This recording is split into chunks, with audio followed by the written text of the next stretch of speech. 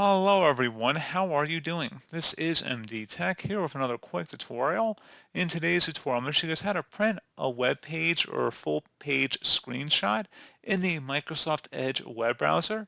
So this should hopefully be a pretty straightforward process here, guys. And without further ado, let's go ahead and jump right into it.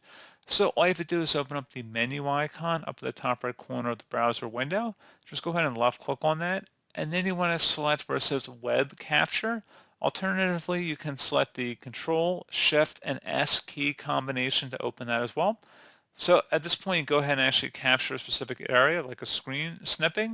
You can also select the Capture Full Page, and you can also select the Web Select. So if you select the Web Select, for example, you can select certain elements that you want to copy off of that page, which is a cool feature to include. So let's just do a standard web capture here. Let's just capture the full web page.